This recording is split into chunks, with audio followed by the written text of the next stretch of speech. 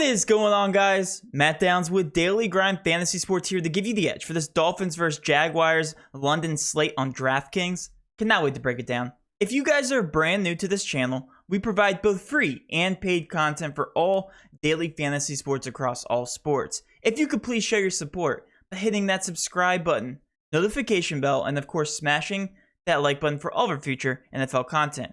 If you would like to know more about becoming a better DFS player and taking down that big GBP, head over to www.dgfantasy.com. On dgfantasy.com, we give you cheat sheets for every major sport, along with ownership projections, actual projections, and strategy for every single slate. We also cover optimal cash plays as well as preferred GBP plays and stacks for specific contest sizes. We do the dirty work for you. We are also currently partnered with Fantasy Cruncher, the best optimizer in the industry. When signing up for our $30 package, you also get a $20 credit to use towards any Fantasy Cruncher product. We provide the best value in the industry. Now let's go ahead and dive right into the showdown slate here between the Dolphins and Jaguars. As you guys know, I'm a Jacksonville Jaguar fan, so I will keep the bias out of this video. You guys also have seen me cover the Jacksonville Jaguars before, and I tend to keep it out pretty well. I am the only person doing this video. I'll have TJ with me to keep me in check, but I will try my best, okay? And we're looking for our first win here in London. I know this is technically a home game.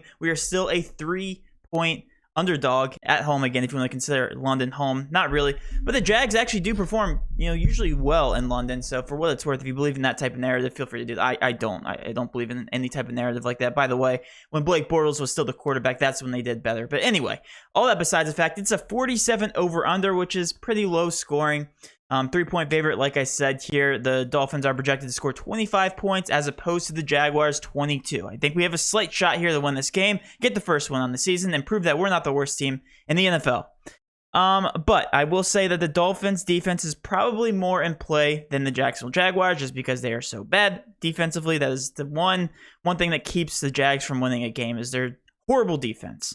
So Dolphins, I definitely will include them in the player pool. Technically, both these defenses are viable. I still always get rid of both defenses because I think there's a bigger edge there. When they're about 5 to 10% owned, you're getting rid of all of that ownership just right off the bat. They usually don't make the optimal unless it's a clear-cut, really good defense playing a really bad team. And this is not the case here. These teams are pretty equal in how bad they are. All right, at least equal enough. So let's go ahead and start out by talking about the Miami Dolphins first. At the quarterback position, Tua is slated to start this game. I don't think that was expected.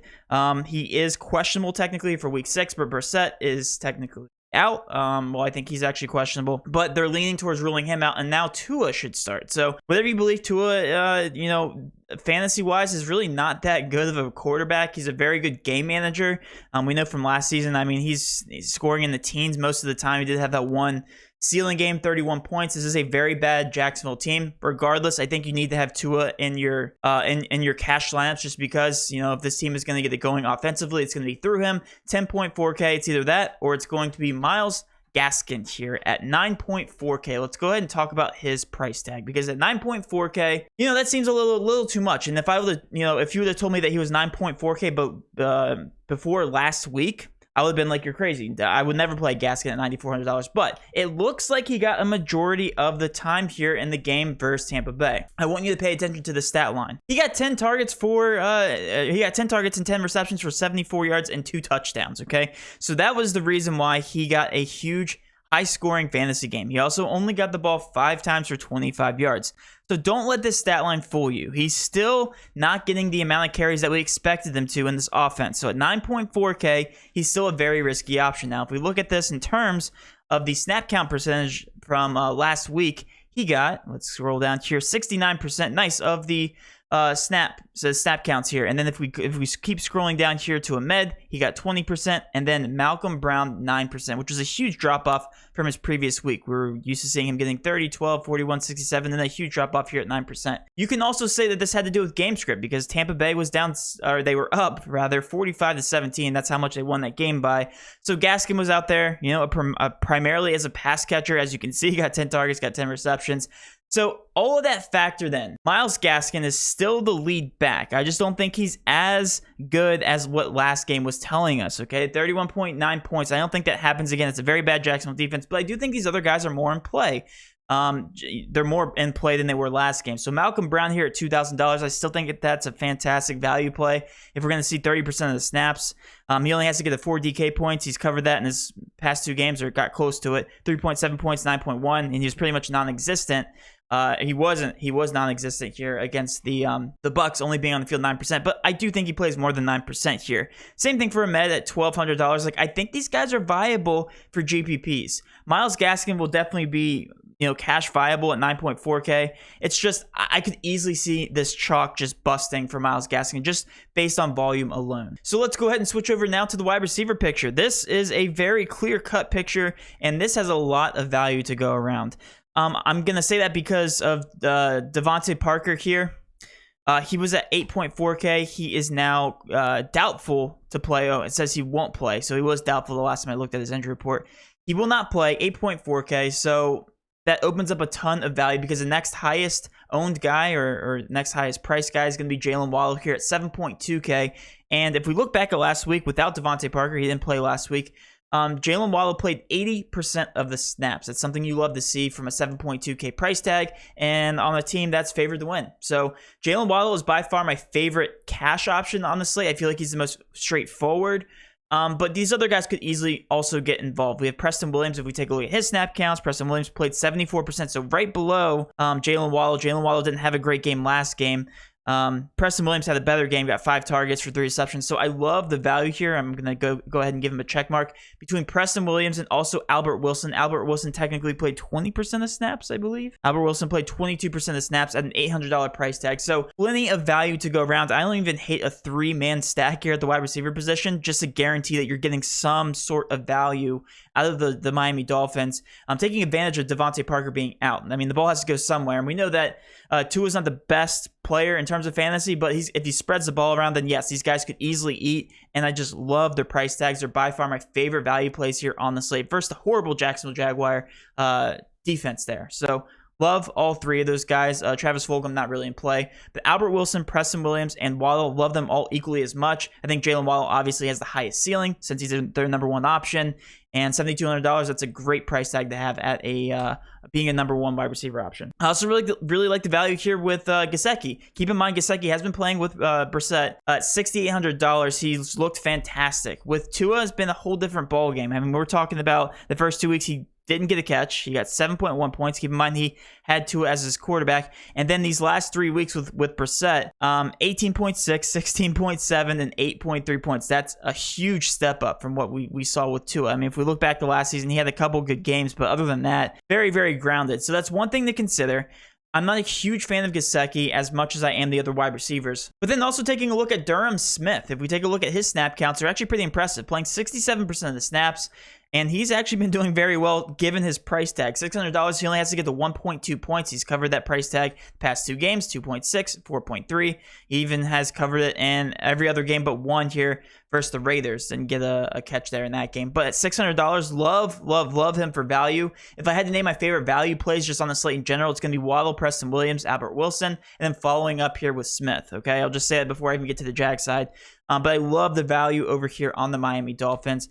And when we talk about the kickers here, they're always in play, specifically in this game where both offenses really stall in the red zone quite often. So Jason Sanders, obviously in play there at $3,800 as another value piece for cash. Last but not least, we have my Jacksonville Jaguars to get to talk about them finally. Trevor Lawrence, 10.8K. I do think he has more raw upside when comparing him to Tua, as weird as that sounds, being the underdog, just because if the Jags are going to do anything at all, even if they're playing from behind, he's going to get a ton of action, which we have seen up to this point. Against Tennessee Titans, he was playing from behind the majority of the game, threw the ball 33 times, has even been getting more involved in the read option type of game script, so love that. 7, 8, and 6 attempts over his past 3 games. So what's not to like here about Trevor Lawrence, at least from a cash perspective? I love his upside. He even has rushing upside now, which is just crazy to think about. And I just love the matchup here. So I think he has to be included in nearly all of your lineups. I think he has good raw upside. I've said that about 5 times now since I've started talking about him. But at 10.8K, yes, I think he's one of the more obvious plays here on the slate. Switching over to the running back position, we're going to talk about another wagon here. We're going to talk about James Robinson. What a beast he's been, because it looks like Urban Meyer has now shifted the backfield in to James Robinson. I mean, he's gotten 75% of the snaps. even with Carlos Hyde looking back at last week. So if we take a look, we have James Robinson at 68%, a little bit off. And that was with Carlos Hyde playing 25% of snaps. So it looks like a 2/3 type of split here with James Robinson. Carlos Hyde really only plays on third down snaps and whenever James Robinson gets winded. So James Robinson, though, I think is a fantastic option. That price tag, I wouldn't let that scare you. He gets plenty of action in the red zone. He's a do-it-all player. He's a PPR monster. He rushes in the red zone. He gets plenty of attempts. So I really do like him here at 11.6K. I do think he's cash viable. However, I think that Gaskin at his price tag might be a little bit higher owned. I might want to bite my tongue there. But at 11.6K, he is very, very expensive. Now, taking a look at Carlos Hyde at 1.6K, I actually don't hate the value here. I definitely do prefer the Miami Dolphins in terms of their value plays, but Carlos Hyde at 1.6K, he really only has to get to 3.2 points. Can easily do that. In games that he's actually played, he's still getting 5, 8, 2, 9 attempts, so he's still being involved here in the offense. At 1.6K price tag, if he steals away a touchdown, could be a slate breaker there. So I'm pretty neutral on Carlos Hyde here as a 1.6K price tag. Switching over to the wide receivers, this one was a head scratcher. I don't get the price tags here when you compare them to Jalen Waddle and all those other wide receivers on the other side. I get it that they're supposed to be playing from behind here in this game, but there's only a 3-point spread. So if these guys do get ahead here, the Jags, then these price tags are going to be very hard to pay off. I mean, Marvin Jones at 8.8K. Like, on the surface, that looks pretty cheap, right, for a wide receiver 1. But comparing it to the Miami Dolphins, it's not. It's really not. Shenault at 7.6, Agnew at 5K, and Tavon Austin at 2.6K. These guys are pretty priced accordingly when taking a look here at the snap counts. We have Marvin Jones on for nearly the entire game. Shenault, 73%. We have Agnew, 63%. And this is all since DJ Chark has been out. And then also, Tavon Austin played 34% of snaps last game. So, yes, I do think one of these wide receivers has to make it into your lineup. Good luck picking whichever one. I feel like one of these guys always has a boom game. The other one sucks. Marvin Jones is known for being that red zone threat, so technically he's my favorite, but Shenault is going to be a PPR monster going forward without DJ Chark.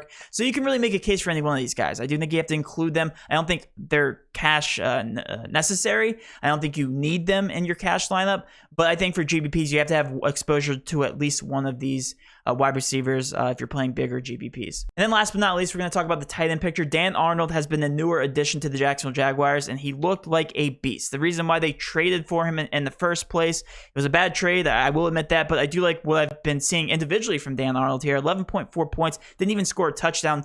Got 8 targets, 6 receptions for 64 yards. So straight value-wise, yeah, I mean, I do think he's an option here at 5.6K. I don't hate him as a last piece. I actually gave him a green up because I really just like him in terms of the value when you compare him to the wide receivers. He's the cheapest out of all those guys. That really makes the most sense. 5.6K.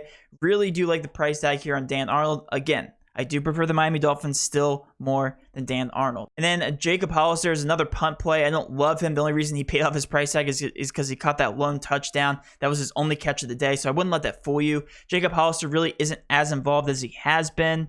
If we go down here, the Hollister, he was on the field for about 21% of snaps, so strictly a punt play there.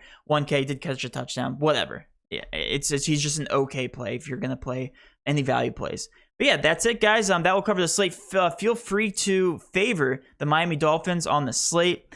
Followed up with probably Trevor Lawrence, one of those wide receivers, and I don't think you can go wrong there. Gaskin definitely does terrify me at that price tag. I will say that. So if I'm going to be like if I'm going to have a sharp fade of anybody, it's going to be Myles Gaskin there. I just don't trust it. And who knows what that's going to look like here with Tua. But let's now switch over to Prize Picks. If you guys haven't signed up for Prize Picks, first of all, what are you doing? Enter code using DGF for 100% matchup to $100. Helps us out, helps you guys out, and you guys get free entries every single video. I give you my favorite pick. Right now, I like Jalen Waddle. I've been talking about him all video for the over of a 12-point fantasy score. Fantastic matchup. Wide receiver 1. You guys are playing on the road. They should be throwing the ball. It should be a pretty balanced offense, but regardless, 12 is just far too low for Jalen Waddle, especially without Devontae Parker. And that will wrap up my video, guys. Hopefully you did enjoy this video. If you did, please do hit that subscription button, notification bell, and of course, smash that like button for all of our future NFL content. With all that being said, have a great rest of your day, and let's cash.